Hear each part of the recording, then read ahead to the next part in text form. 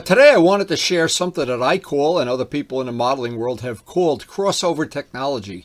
What that means is you learn something from building model planes, and in the time you learn it, you then can put that to use in some other venue. Well, I learned a lot in designing and building model planes over my whole lifetime. I've basically been involved in modeling since I'm 15 years old. I learned the rules of using carbon fiber, and in this case, high temperature resin, because we were making the exhaust systems for model planes, and they had to be made out of high temperature resin. I was able to make my first attempt at making a motorcycle part with that resin was the Suzuki exhaust that you see in these pictures. Now that lasted 8 years, but the exhausts we made for these models here, we eventually got better and better resin. You use one technology to develop something for the other technology. In this case, these are the cones that go on the back of those mufflers. And I used that to build the R1 exhaust system, the original. And that's how a lot of technology gets passed on from one venue to the other.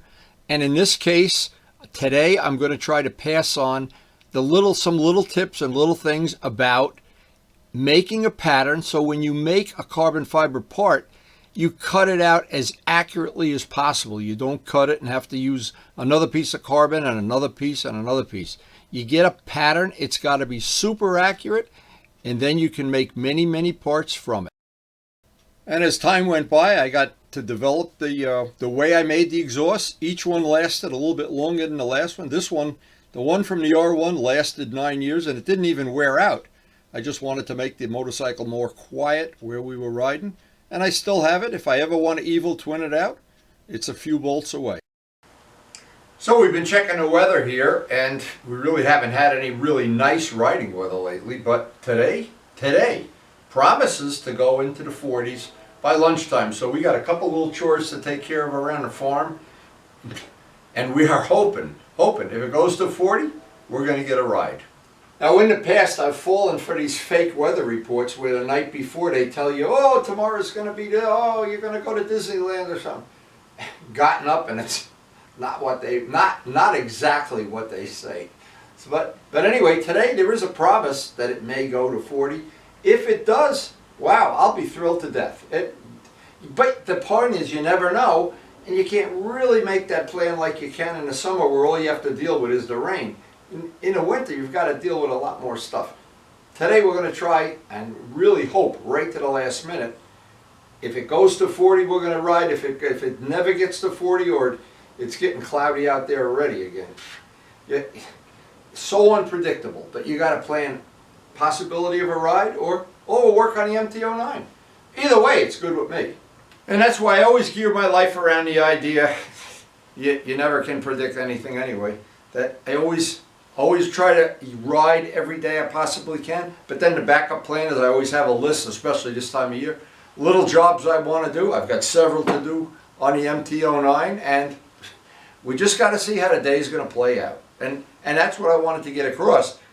It isn't like if you have an indoor hobby, if you like model railroading. In the years I built the model railroad, I didn't care what the weather was. If you play golf, you got to worry about the wind and the rain and it's unbelievable. And I think basically my whole life I've just been a prisoner of the weather. That's the bottom line. So I always try to keep all the batteries charged. So on the day that I have to make this decision, one of the options I have is to get a short ride. So it's time to see if the coffee machine is working, if the birds need to be fed, if the pond is going underwater, or if the egret is out there eating my fish. Well, the birds seem to think it's going to be okay today. I trust them more than the weatherman. The sun is trying so hard to come out, but it just can't seem to warm us up. Come on, and the ground is still wet we had a couple days of rain, but I'll just have another cup of coffee and try to wait this out. It's like on pins and needles here. The birds agree. Winter should come to a crashing end here, and it should be summer again. Now, if this does become a work day, at least we have our carbon fiber sheets from yesterday, and we got our patterns roughed in, so we do have all the choices. Again, we always have to plan around the weather. We're prisoners of the weather. And if the sun ever comes out, I want to get this wheel outside and see it in the bright sun next to the R1 wheel. Try to make a decision on that. There is no decision to make though. That did look brighter in every condition, except I haven't checked it in bright sunlight yet. I'm sure it's going to be better. Now, because the weather really never looked like it was going to show any sunshine, or sun never came out and it never warmed up, I think we're going to just go work on the MT-09, cut our losses here. A very disappointing start to the day, but I do enjoy working on the MT-09. As this day is playing out, it's funny, the sun is coming in and out for 5 minutes at a time, but it's really not warmed up like they said it would. They lied. So after all the errands were done for the day, I decided to give up and just work in the cellar. It looks like it's going to rain or snow any minute now, and it never really got warm. The carbon fiber we made yesterday, and I really wanted to get the pattern set up on one of these pieces. Now, I have two pieces. I have two parts that I ultimately want to make. It's always smart to start with the smaller of the two parts.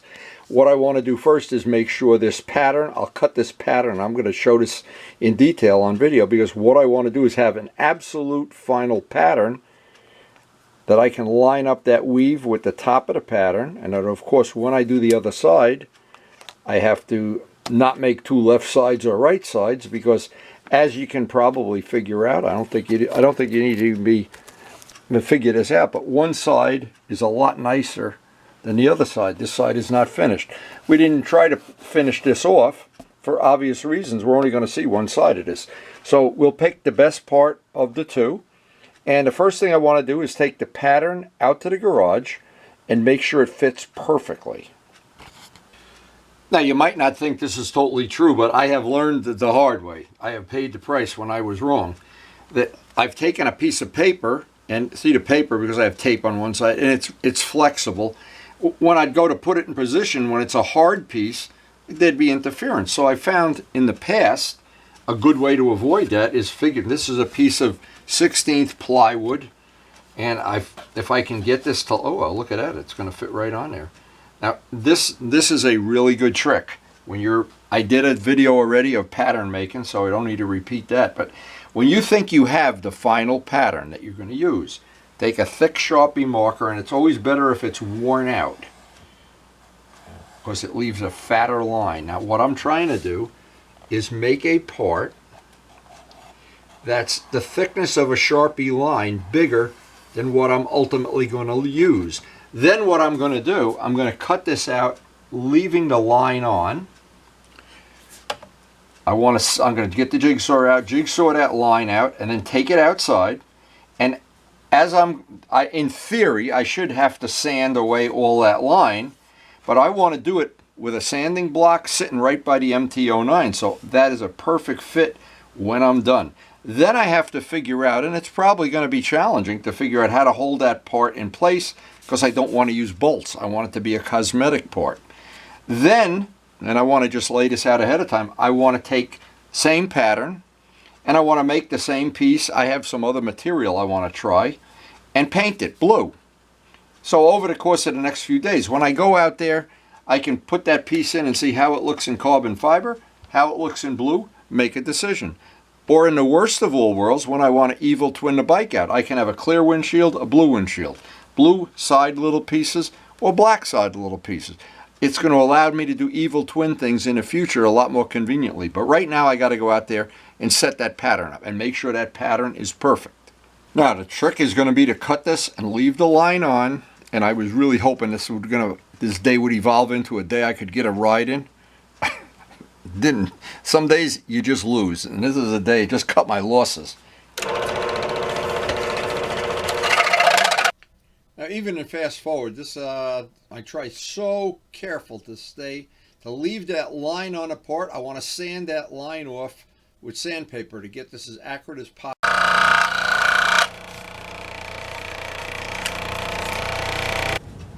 Okay, now we're ready to go out. I want to get a sanding block, and I want to dress this off so this is a really tight fit around all the edges. So this is a special tool. It's carbide grit. You can grind aluminum with that. But sometimes with wood, it's always better. This is just a rough piece of sandpaper. I think it's 80 or 60 grit. I just made a little piece on this is a hard rubber body shop block. So that'll allow me to dress this off little by little by little. In other words, I'm going to set this in. It's going to be easy to do this here to show. And anywhere there's an interference, take it out and just grind that little high spot off. I want this to be a really nice fit right in there. Now, I thought one of the choices I have of making these stick to where they are, there's 2 bolts in there. I have these these are really high intensity magnets that I bought for the tank bag. And what I was hoping I could do is get these to stick to the bolts, because it's an aluminum frame with steel bolts. And then while these are in place, use some epoxy to hook the side piece on. But we'll see. Now these are really these things, they're really powerful. When you put 2 of them together, you almost can't get them apart. Look at this, you can't get them apart. These are really powerful magnets, and I got them from Amazon, of course. Problem is, I only have 4 left from the 10. I had them in a tank bag, and I don't know where the other ones went. So this is the area of the frame that we want to have that part sit in. I already put these little covers on. I can just take these off. They're only on with the glue gun. And that frame, the frame piece, cleaned that hole up there. That I like the way that worked out. But I'm hoping that piece is going to fill that in with either carbon fiber or blue. I'm not sure how that's going to play out. And then after that's finalized, we'll think about what we want to do. I already made a pattern for that piece back there. So all these little details, small details. So the first problem is, before I can try these magnets, I've got to cut the diameter down a little bit. It looks like they'll work, but they're just a little bit too big of diameter right now. And that because that's a steel bolt there. Okay. Yeah, it's almost right. I need to take like a 1/16 of an inch around the diameter so it sits right in that cavity. I can do that down by the grindstone. Now this is more crossover technology, I realized, and I remember back in the day of building model airplanes. Some people, especially on electric models, use magnets to hold the cowlings on. It's pretty cool. Maybe we can do that. And once I got rid of some of that diameter, that's sitting there nice. Now these 2 are not parallel. So when that part is in there, it's going to be just a little bit cocked, but it's still, these magnets are so strong, it's hard to describe how they just go together like a lobster claw or something. Anyway, we're going to do the other one and then cut that piece down to see if we can just get it to rest right on the 2 magnets. That'll be the next step. Got to start shaving this down. I got to find a high spot. And it looks like the whole top has to come down the thickness of one of the Sharpie marker lines. So that'll be the next thing we have to do, is shave it down. You can see how much of that line is still on there, which this gives us the choice of shaving it down little by little by little until that piece is a really nice fit in there. And this is where patience really pays off. You've got to be willing to just do a little bit at a time, go back, because then this is going to be our final pattern. And that pattern will make the other side too. So little by little, it's just time consuming to do this, but once I have the pattern done, then I can cut the carbon fiber on a razor line and know that I'm really going to be close. I won't have a lot of hand sanding at the end. Now we're down to the thickness of a pen line. So I'm trying to get the part in there. And I'll just take, oh, I don't even have to do it. It starts there. And I can take the whole upper edge of this line. I can do that down by the belt sander just to save time. And that's going to get us really close. Now, what I don't want to do is be doing this with pieces of carbon fiber and then having to throw them away if I go too far. If I go too far on this, I can just add it to the original part. I'm within that pen line. Once that's done, I think we're done. Now, I went back and forth with this part so many times, even after the belt sanding. I really wanted to get this accurate. I don't want to spend a lot of extra time once I start cutting carbon fiber pieces. Okay, now I need to find if I'm hitting hard on any spot until I'm pressed up to the magnets. And I've got to trim the back down. See what happens, as you're going in, there's a taper on these parts, so that back piece now has to come down just ever so slightly. Again, I'll do this off camera. I'll just go back down and repeat all the steps we just did up to this point until this piece is just going to fit right in there. And the thing is, each time you do it, you get closer and closer because that piece is going into like a funnel shape. Both sides have an angle. Eventually we'll have this bottom out and we'll have a really accurate pattern, and that's what I want, because I'm going to make not only the pieces out of carbon fiber, I want to make the ones I want to paint blue at it using the same pattern. So actually all the work I'm doing on this is going to save me 4 times of having to do this over and over if I get this really accurate. Now at the very end of doing this, you're taking off pen lines of stuff, and the thing is, if you get this part accurate like I want, the benefit is I don't have to address off 4 parts.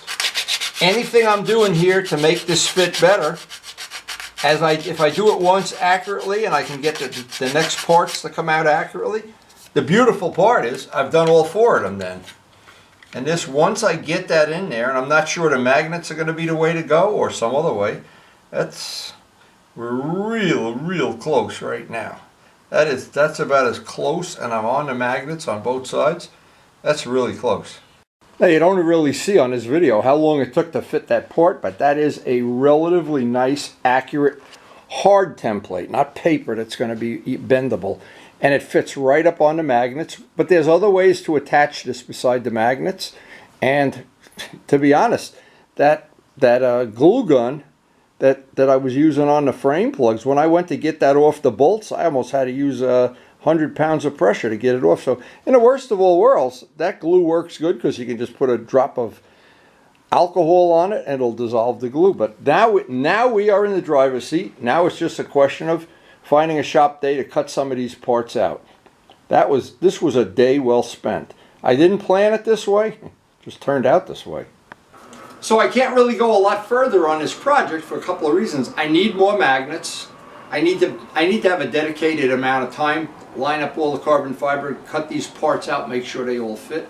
It's way more time than I have today. My son is still here from Denver. Boy, oh boy, they got some kind of issues out in Denver there with the planes not flying on time and everything. Yeah, maybe he's going to move in here, I don't know. Doesn't really matter, but here's what's really important. We have made, the time I've invested in making this an accurate pattern, I am going to be able to replicate this over and over. Now the things I wanted to have, I originally wanted to have this carbon fiber. That I'll have. I wanted to take some other material, make these up same way, and paint them blue to match the bike. Another possibility. And I do have fiberglass pieces, I have carbon fiber, I have wood, whatever. Like the back part of the Yamaha seat, the R1 seat. But the point is, I really had to have extreme, for me even, patience to get this right. It's like doing a model airplane where the parts have to fit, and all of a sudden, I want to get this done, I want to go have another cup of coffee. Now, if you tough it out, in the end you win. It's a hard thing to explain to people that don't have a lot of patience. This was a monumental part of, and it's only a small detail, but it's a detail that I'm going to see. And nobody else, maybe even people with other MT-09s will never even see it. And I know Yamaha makes various bolt-on things for the bike, but I enjoy making my own parts. Now before I end the video, thinking about crossover technology, is my late friend Buddy Weeder and a Cobra that he made from a kit with his son. It took 9 years. He was a motorcycle rider. I remember him having a Sportster, but I don't remember what other bikes he might have had. But the story is, and I have this on video somewhere on my channel, when I first got the R1, and you can see I haven't at this point done any mods to it or anything yet. It was basically a blank canvas. I went out, I drove out to his house, and I wanted to go for a ride with him in this kit Cobra that he made. Well, it turned out to be, I videotaped it, And of course, I asked him about the roll bars and stuff. I don't know how fast we were going, but we were going at motorcycle pace, and it was a lot of fun. And Buddy passed away recently, and we all miss him in the world of modeling. All I can say is when he was building this kit car, I was always thinking, boy, that's a labor of love. And he was thinking what I do with the motorcycles was a labor of love.